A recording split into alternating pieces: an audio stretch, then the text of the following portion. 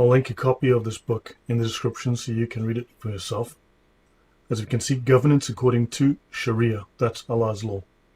Ibn Taymiyyah was a little bit of a boy genius, completed his studies when he was a teenager. At 19, he became a teacher of Islamic doctrine, well versed in Quranic studies, hadith, Islamic law, theology, Arabic grammar, and scholastic theology. He even started giving fatwa, or religious rulings or decrees on legal matters. It says here his most significant achievement in life was his jihad against the Tatars after he unmasked the corruptions in their beliefs and their deceptive claims of embracing Islam. He held that the protection of Islam should be the primary objective of all Muslims and the condition to complete their faith.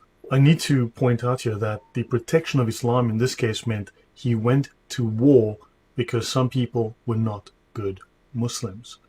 They were not following the Sharia properly, and thus he feels that all Muslims need to do this, need to fight to protect Islam from what he considers corruption. Islam considers Christians and also the Armenians, as they state here, as kuffar, and it is permissible to hold peace treaties with them. You may eat from their food that has been slaughtered by them, you may marry from their women, and also they can be released if they fell as prisoners of war. And their women are not to be killed unless they were fighting. That's so kind. He has multiple categories, though, of kafir. The second group are apostates who return to their infidel ways, so people who leave Islam. These apostates are worse than the original kuffar, that's Christians, and therefore fighting them is obligatory if they do not return to Islam. For this group of apostates, their prisoners are not to be released, their food is not to be eaten, the Muslim man cannot marry their women, and they are all to be fought and killed. Remember, they are fought and killed for the crime of leaving Islam. He defines a third group who are not Islamic enough. This group, under the consensus opinion of Muslims, must be fought. Now notice, he also says this group do not carry out jihad or take tributes from the people of the book. Jihad, there's a Sharia definition of jihad. It's a legal term. The colloquial term that people mention of struggle, yes, that is correct in a colloquial sense. However, jihad is a legal term defined in the Sharia. And he says here that these people are supposed to, A, by implication, subjugate the people of the book, that is Jews and Christians, and they must take jizya, or tribute, from these people. And if they do not do so, they are bad Muslims, and under the ijma, or Islamic consensus, they must be fought. And then notice he says, none of the companions or their successors, these are the companions of Muhammad, or those who succeeded them, disagree about the necessity of fighting these people. And then he mentions a fourth group that rejected Islam while claiming to belong to it, and it is agreed upon that they should be fought totally until they return to practice the fundamentals of Islam and to prevent fitna. Fitna is seduction. I will point that out in the Sharia in a moment, so that the religion will all be for Allah alone. Notice here in the Reliance of the Traveler that fitna is under temptation. So it is the crime of seducing people away from Islam.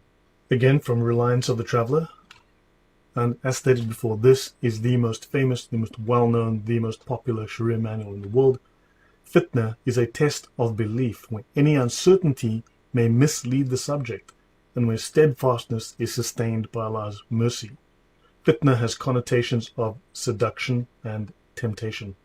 So fitna is not, for instance, going around killing Muslims or committing some sort of heinous crime. It is merely the crime of potentially providing something that may make a Muslim leave the faith. Now I'm going to go through the definition of jihad. I'm going to specifically use the Reliance of the Traveler. Again, I will link you to a copy of this document. Please download it and read it. It is the most established authoritative Sharia manual in the world.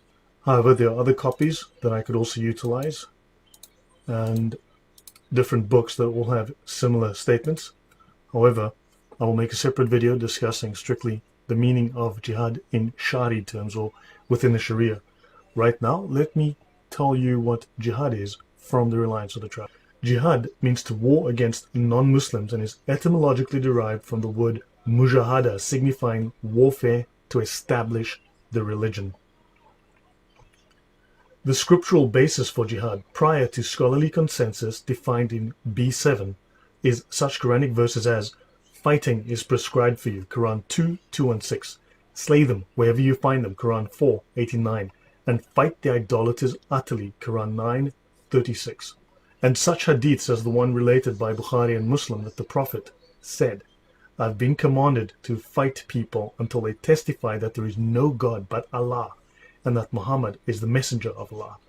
And if they say it, they have saved their blood and possessions from me. Interesting. If you then comply and you submit and become a Muslim, your blood and your possessions are safe. Of course, it also states here they have to perform the prayer and pay the zakat, which means they have to fully comply to become Muslims, and they must be fought to do so. This must be forced upon them by means of warfare. Let us continue. Within the Sharia, it states that jihad is obligatory. Obligatory is a legal term. It has a legal definition in the Sharia. But of course, obligatory means it is obligatory. It is something you must do.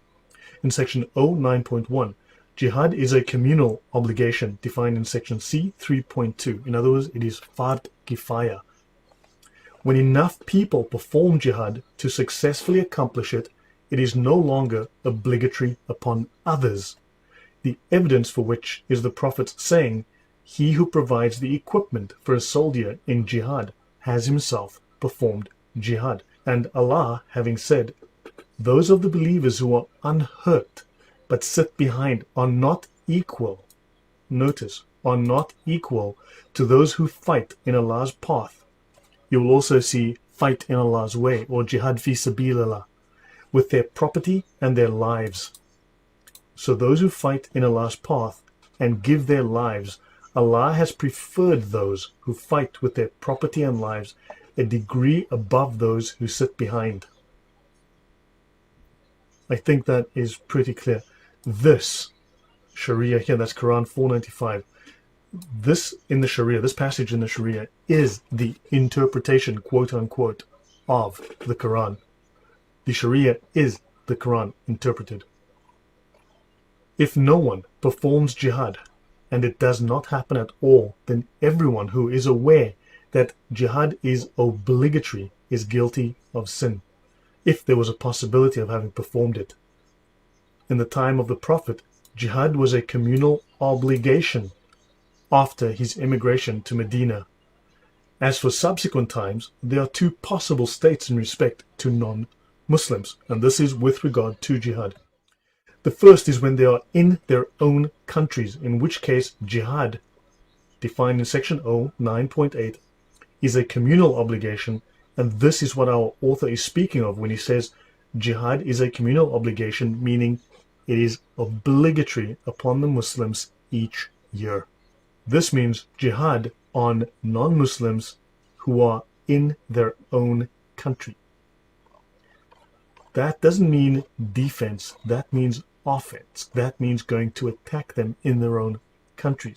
Let's have a look at section O 9.3. Jihad is also personally obligatory for everyone able to perform it, male or female. Who is obliged to fight in jihad? Section O 9.4. Those called upon to perform jihad when it is a communal obligation are every able-bodied man who has reached puberty and is sane. So for offensive jihad, which is jihad in the lands of the Kafir, the Dar al-Harb, in this manual it's defined as enemy lands, but it means the house of war or the abode of war. This means that men are obliged to do so. For defensive jihad, men and women are obliged to do so. Notice, however, it did say that for those who supply weapons or provide aid are also performing jihad. Let's have a look at the objectives of jihad. Section O 9.8. The Caliph makes war upon Jews, Christians, and Zoroastrians, provided he has invited them to enter Islam in faith and practice. So he has to ask them to be Muslims.